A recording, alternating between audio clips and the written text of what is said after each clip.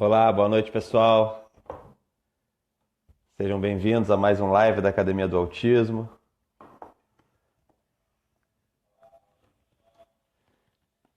Como estamos? Estão me ouvindo bem aí vocês? Como que está hoje aí para vocês o som, a imagem? Boa noite, Renata.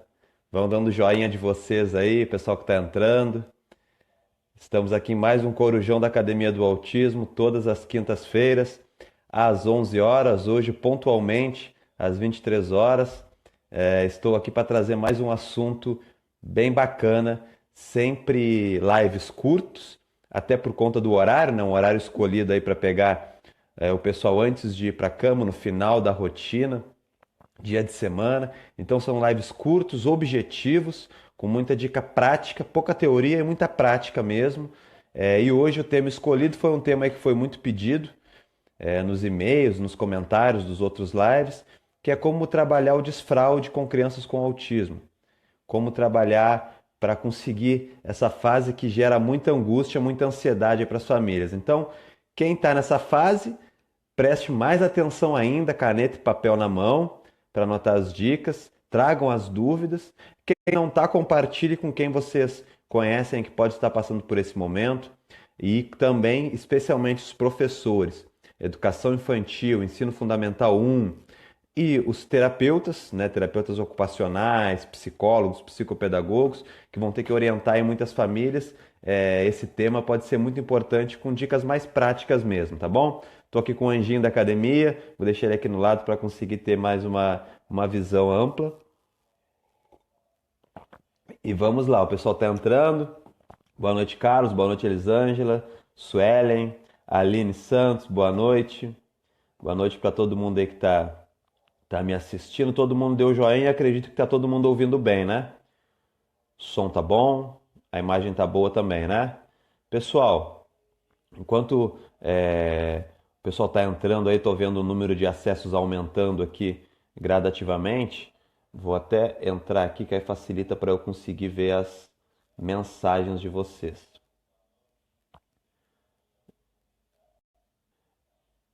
Enquanto isso, enquanto vocês estão entrando aí, eu vou deixar um convite para vocês, tá? Na próxima segunda-feira inicia a Semana da Família Azul, que é um evento online gratuito e o foco é totalmente na família, como trabalhar a questão do luto, a questão de prevenção do estresse, promoção de qualidade de vida, cuidar da família, cuidar das relações com o casal, com outros familiares, prevenir o estresse, ser um pai e uma mãe participativa, assumir a coordenação no tratamento do filho e como colocar a mão na massa para ajudar no desenvolvimento aí dos filhos. Então, são temas bem bacanas. Deixo o convite para todos, tá, que estão aí me assistindo para entrar no site, se inscrever para poder participar, tá bom? Boa noite, Cristiane, aqui da cidade vizinha de Rio das Ostras. Tudo bem, Cristiane? Boa noite, Daisy. Vamos lá então, gente. Hoje o tema desfraude de crianças com autismo. É um tema, uma fase um pouquinho difícil. A Joelma está perguntando aqui, gente, antes de eu começar, quando que nós teremos acesso à programação, os horários das palestras da Semana Azul? Joelma, vai chegar tudo no seu e-mail, tá? A partir de segunda-feira mesmo, você já vai receber o link de acesso ao ambiente virtual. Aí lá no ambiente virtual, o primeiro vídeo do primeiro dia já vai estar disponível e as datas dos outros vídeos também. E no próprio ambiente virtual você vai poder escrever as suas dúvidas que eu vou estar lá respondendo, trocando essas informações, tá bom? O link de acesso ao ambiente será enviado segunda-feira para todo mundo que entrou no site e se inscreveu, tá? Gente, vamos lá então. Desfraudar uma criança com autismo. Primeiro ponto, o que é o mais importante de tudo, tá? Paciência, perseverança e confiança.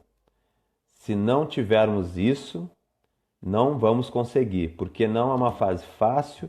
Para todas as crianças já é uma fase um pouco complicada, se bem que algumas aí em uma semana já estão sem fraldas, mas de uma forma geral é uma fase aí que requer trabalho, dá trabalho essa fase, não adianta achar que vai ser fácil. Então a primeira dica já é essa, se não estamos num bom momento, Se não temos o tempo suficiente para se dedicar para essa nova fase, adie um pouquinho. Porque quando for fazer, tem que fazer bem feito. Tem que se dedicar de corpo e alma nesse período, porque é um período realmente desgastante. É desgastante porque é uma mudança de hábito muito grande, e mudança de hábito requer repetição, requer erros por parte nossa, por parte da criança, que vão acontecer aí os deslizes. E é importante a gente ter muita paciência, é importante a perseverança para não desistir, né? Porque vai ser demorado e não tem um tempo certo para isso. E confiança, confiar que vai dar certo as estratégias. Se não estiver dando certo, a gente altera uma coisinha ali, outra aqui, mas é importante confiar no trabalho, tá? Boa noite, Michele. Já chegou ali uma pergunta. Já passei por essa fase, mas porém ele não consegue ainda fazer cocô no vaso sanitário, nem mesmo em casa, somente no pinico. Ele criou esse hábito aí, né, de usar somente o pinico. Isso é muito comum, eles criarem hábitos. E o cocô geralmente é mais difícil mesmo que o xixi, que geralmente é o primeiro passo. Agora a ideia é tentar fazer uma transição de um para o outro. Muito importante é o apoio visual e o reforço, a valorização mesmo dos momentos que a gente conseguir colocar ele no vaso sanitário, porque em alguns lugares não vai ter, né, o pinico. É onde ele se sente mais à vontade, mas talvez algum brinquedinho novo que ele só possa usar quando ele senta no vaso, talvez um desenho especial que ele pode assistir quando ele está sentado no vaso, alguma motivação extra para ele trocar um ambiente pelo outro, tá? Sempre da maneira mais divertida e leve possível, tá bom? Vamos lá, gente. Depois disso, depois dessas dicas iniciais aí para vocês, paciência, persistência e confiança, nós vamos iniciar o desfraude de uma criança com autismo fazendo registros. Nós precisamos saber mais ou menos os horários que aquela criança faz xixi, os horários que ela faz cocô. Nós precisamos saber quantas vezes ela faz durante o dia, e precisamos também saber se ela já está com aquele espaçamento entre uma vez e outra grande o suficiente para que a gente possa fazer o desfraude, ou seja, ela já tem algum controle dos esfíncteres. Isso é muito importante. Geralmente ele na faixa de 2 anos, 2 anos e meio, é a fase aí, ó, que a gente já pode iniciar esse processo. Varia de criança para criança, mas se ela já consegue ter algum controle no xixi, já é o momento da gente iniciar esse processo, tá? Então a gente vai registrar ali os principais momentos. Depois que a gente vai registrar, nós vamos tirar a fralda. Esse é um ponto que muita gente faz errado. Então eu vou dizer para vocês, já assim, de cara, tem que tirar. Tem que tirar a fralda. É muito difícil para a criança essa rotina sem regras, né? Eu fico com a fralda com a mamãe, mas eu não fico com o papai. Eu tiro a fralda em casa, mas eu uso na escola. Eu não uso durante o dia, mas eu uso à noite. É muito complicado essa rotina para a criança. Isso atrasa muito o desfraude. É muito comum eles que já têm o hábito de fazer o xixi na fralda, é muito comum eles manterem esse hábito, segurar ao máximo e quando tiver com a fralda fazer. E aí eles estão aprendendo o que, gente? Eles estão aprendendo cada vez mais que só pode fazer xixi na fralda. Então eles vão segurando e fazem quando estão com a fralda. Vão segurando e fazem quando estão com a fralda. E aí você vai ter que trabalhar para mudar esse comportamento. Então as coisas começam a ficar mais complicadas. Então é muito importante conversar com a escola, conversar com todas as pessoas que ficam com a criança sobre esse período, e depois a gente retira a fralda, tá? A Angélica está dizendo aqui que, ainda que não tenha entendido a função do vaso, a filha dela segura, mas não faz no vaso. Estamos nos primeiros passos aí, Angélica. Esse é o primeiro passo mesmo, essa dificuldade inicial aí de que ela não compreende ainda bem a função do vaso e segura, mas não faz ainda no vaso. É por isso que é importante os registros. O que nós vamos fazer? Nós vamos retirar a fralda de vez, tá? O que pode ser feito nessa fase, principalmente com as crianças que têm dificuldades de sono, No período noturno, muitas crianças, se a gente acordar elas para levar no banheiro, ela não dorme mais, né, por conta do distúrbio de sono, e aí vai prejudicar toda a família. Aí o que a gente pode fazer quando a criança dormir, a gente coloca a fralda e antes dela acordar, a gente retira, tá? Isso não vai prejudicar o ensino porque ela não vai ter a percepção de que ela está com a fralda. Se por acaso ela acordou antes que você, assim que você acordar, você já retira a fralda dela, tá? Porque se você começar a acordar a criança, ela não vai conseguir dormir de novo e aí sim vai atrapalhar outras áreas, inclusive familiares, né? Ninguém fica bem sem dormir bem. Então aí você pode manter a fralda só nesse período da madrugada, tá bom? Mas no restante do dia tira a fralda, já tem os registros dos horários e aí nós vamos fazer aqui a dúvida da Angélica. Como criar esse hábito? Nós vamos colocar a criança no vaso 5 minutinhos antes daqueles horários que a gente registrou. Então, se mais ou menos ela faz xixi de hora em hora, 5 minutos antes eu dou algum líquido para ela e eu coloco ela no vaso. E aí eu vou colocar ou no vaso com redutor ou no troninho, de uma maneira mais leve e divertida possível. Eu posso usar brinquedos específicos para esse momento, que ela só pode brincar quando ela está ali. Eu posso cantar para ela, eu posso brincar, bater palminha com ela, ficar ali com ela. Eu posso dar o exemplo, usar o vaso com ela observando, com ela olhando mesmo, para ela aprender essa função do vaso, tá? Tudo isso para motivar ela a ficar ali no vaso. Ela vai fazer xixi nas primeiras vezes que for para o vaso? Dificilmente. Pode até ser que faça, mas é difícil, porque ela ainda não compreendeu a função. Por isso que é importante lá a palavrinha mágica: paciência e perseverança. É preciso colocar ela sempre nesses horários, principalmente nos primeiros dias, e aí liga a torneira, dá líquido antes.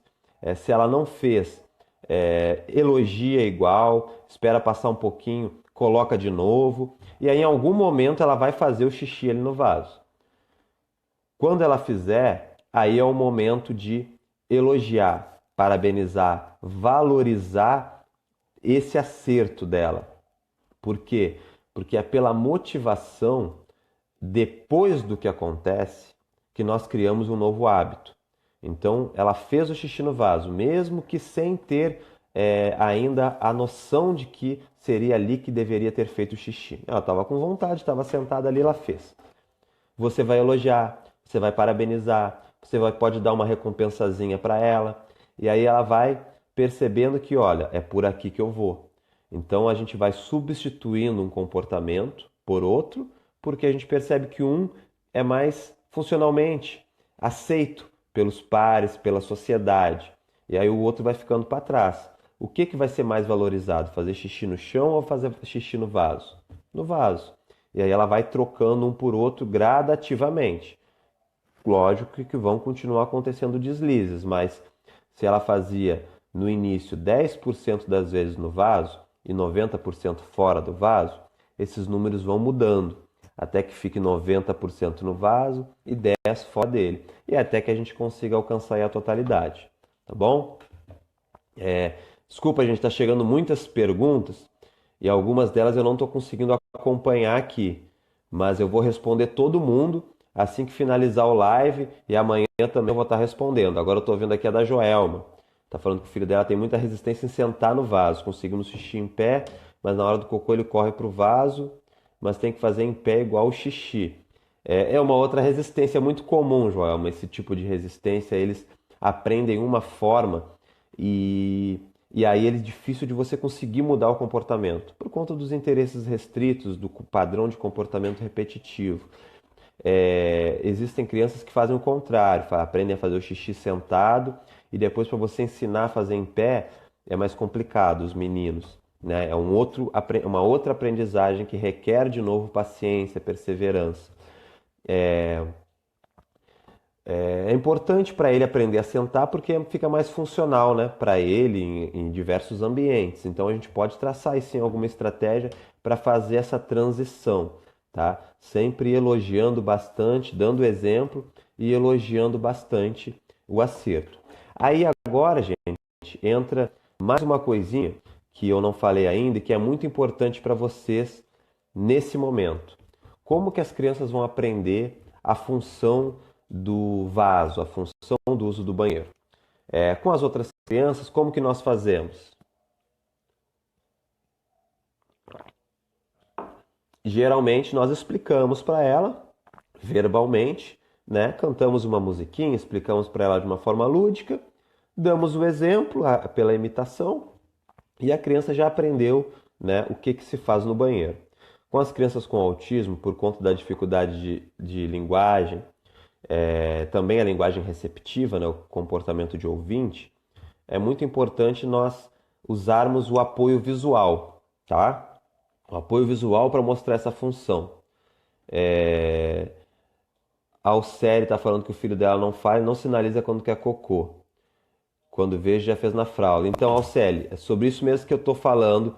Agora, é importante para essas crianças que ainda não falam, que aí vão ter uma dificuldade na linguagem receptiva também, é importante usar muito o apoio visual. As histórias sociais. Assim que acabar o live, eu vou disponibilizar uma aqui na página do Facebook da Academia do Autismo, uma história social sobre cocô, para crianças um pouquinho mais velhas.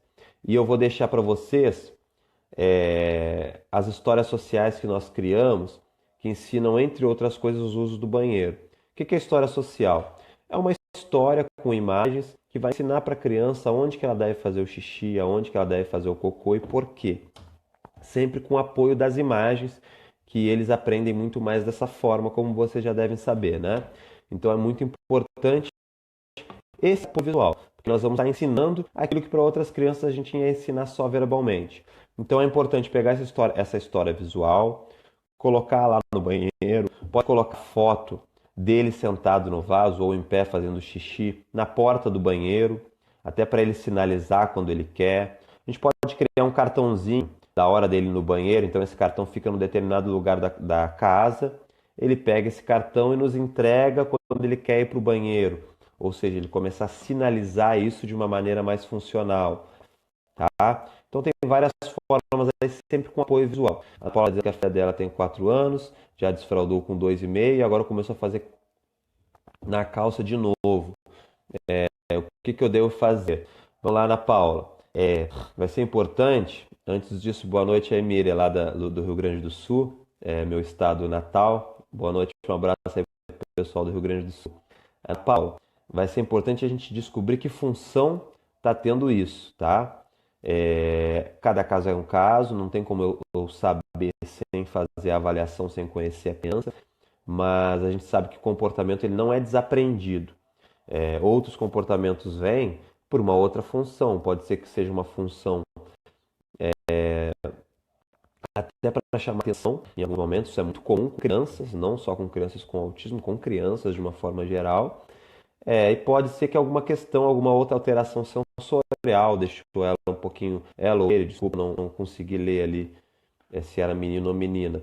Mas pode ser que alguma questão sensorial tenha deixado ele um pouquinho mais hiperativo, um pouquinho mais sem o controle tanto como ele tinha antes. E aí essas alterações no organismo fizeram com que ele passasse a apresentar o comportamento que não apresentava. Então teria que avaliar bem aí o que pode ter acontecido, mas converse com seus terapeutas que eles vão ter que ajudar a traçar uma estratégia para reverter isso, tá bom? Michele está falando que o filho dela faz xixi no vaso na escola, mas em casa se recusa a sentar no vaso. Vai direto para o box do banheiro e quer tomar banho. Alguma dica? Então, Michele, provavelmente na escola ele não tomava o banho. Provavelmente. Então ele teve que mudar um comportamento porque o ambiente se apresentou de uma forma diferente.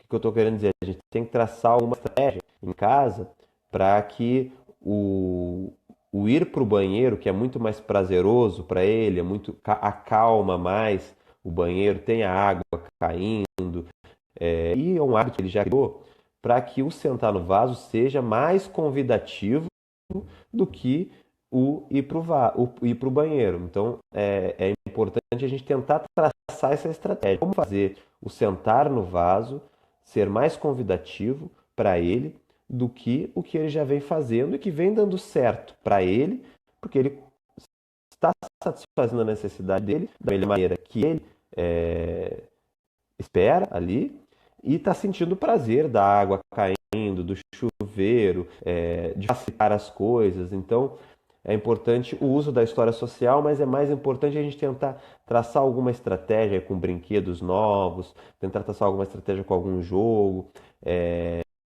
E também observar muito quando ele estiver no box, quando perceber os primeiros sinais, colocar ele sentado e aí depois que ele estiver no vaso sentado, levar ele para o box, para que ele associe que ele pode até tomar o banho depois, mas que o xixi, o cocô é no vaso, tá bom?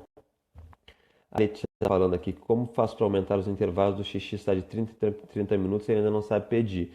Quantos anos, Letícia? Manda para mim aqui, só para eu saber se já tem o controle do esfíncter ou não, porque de 30 em 30 minutos fica mais complicado de você conseguir fazer esse trabalho aqui. É muito importante também avaliar outras questões, tá? Alguns medicamentos podem fazer a criança perder um pouquinho o controle ou fazer mais xixi. Então pode ser alguma questão medicamentosa, pode ser até alguma questão orgânica mesmo que tenha que avaliar. Então é importante a gente saber tudo isso, né, antes de traçar alguma estratégia. Como eu disse, gente, o autismo, cada caso é um caso, tá? Sempre, sempre individual. Silvana Freitas, boa noite. O filho dela tem 7 anos e não come comida. Silvana, a seletividade alimentar é um tema que está sendo muito pedido. Vai estar no simpósio de autismo que vai ocorrer em março. Uma das principais terapeutas da área, tá? A Cíntia vai estar palestrando lá sobre o tema. Uma das principais, não, a principal profissional que trabalha com seletividade alimentar no país. Ela vai estar no simpósio e eu vou fazer um live sobre o tema também, tá? Se não for semana que vem, talvez na outra. Em algum momento a gente vai fazer esse live para falar sobre a seletividade alimentar, como trabalhar ela, tá bom? Gente, vamos lá, mais alguma sugestão, mais alguma dúvida que eu tinha para passar aqui para vocês? Basicamente era isso, tá? Uma outra coisa que é importante não há um tempo certo para esse trabalho, tá? Tem crianças que conseguem fazer esse trabalho com 1 mês, tem crianças que vão fazer com 1 ano, ou até mais. O importante é você saber que está tendo evolução.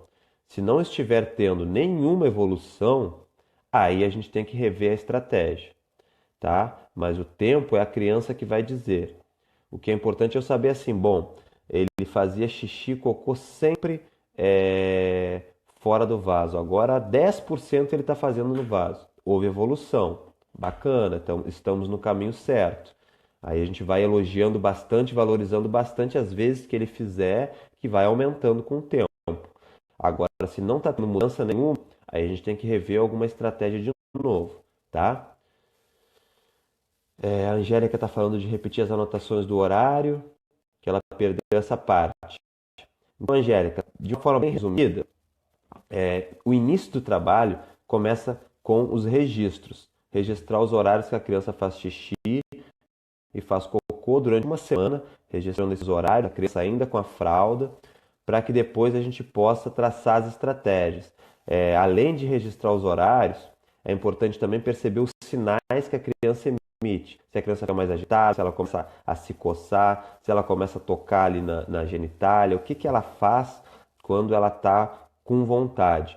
Isso vai ser importante também para que você possa colocar ela no vaso, no troninho, nos momentos chaves, que são os momentos que aumentam as chances dela fazer o xixi ali no vaso, e aí você vai elogiando, valorizando, dando recompensa. Você pode criar para aquelas crianças que têm um funcionamento cognitivo melhor, um entendimento melhor. Você pode criar um quadro de reforço, dando uma estrelinha por cada acerto, e aí quando ela fecha 3 estrelinhas, 5 estrelinhas, você valoriza bastante isso.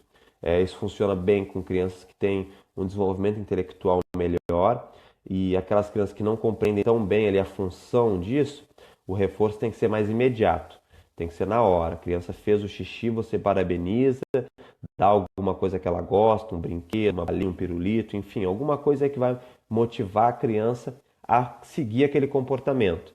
Lembre-se sempre, gente, todo comportamento tem uma consequência positiva, tende a ocorrer de novo. Então, tudo aquilo que a criança faz e que é bacana, que a gente acha que está no caminho certo, nós não podemos deixar de elogiar, de mostrar o quanto nós estamos felizes, de abraçar, de beijar, de dar um que depois que ela fizer esse comportamento. Por quê? Porque aí a gente está aumentando as chances desse comportamento ocorrer de novo, tá bom? E aí, seguindo essas dicas, eu tenho certeza que vai tornar mais fácil aí esse trabalho de destraudar essa criança com autismo. Mais uma pergunta aqui da Monique. Está falando que o filho dela tem 5 anos, faz xixi no vaso, mas o cocô só quer fazer na cueca. O que fazer? Muito comum também, gente. O primeiro passo é o xixi. O segundo passo é o cocô. Tá? O cocô já é um pouquinho mais complicado. A Monique está aí nessa transição de um passo para o outro. 5 anos é uma idade que realmente é comum essa transição nessa idade. A gente vai ter que usar as histórias sociais, Monique. Eu vou deixar aqui, agora a página, assim que acabar o live, eu vou deixar algumas imagens de uma história social para você mostrar para ele, tá? Você vai mostrar ali a história do cocô, aonde que faz o cocô, você vai pegar uma foto ou algumas imagens, algum desenho e vai todos os dias ir mostrando para ele e você vai anotar os horários que ele está fazendo cocô na cueca. Por quê? Porque aí você vai saber qual horário que você precisa colocar ele. Principalmente o cocô tem um relógio biológico mais certinho. Geralmente as pessoas têm já esse relógio biológico mais organizado. Então você sabendo os horários, 5 minutos antes, 10 minutos antes, você coloca ele no vaso, brinca com ele, fica ali sentado, tira um tempo para isso mesmo, senta com ele ali do lado, fica brincando, cantando, mostra um desenho, leva os itens de interesse dele, mostra a história social sempre que você for levar ele. E aí, em algum momento, ele vai fazer no vaso. E aí, quando ele fizer no vaso, é o momento de elogiar bastante e de mostrar que estamos no caminho certo. Tá bom? Altério, agradecendo aqui, agradeço a presença de todos, gente. Quem eu não conseguir responder aqui, porque as perguntas vão passando, vão sumindo, né? Então não tem como, vou parar aqui para voltar em algumas perguntas, tá? Aquelas que passaram rápidas, passaram mesmo.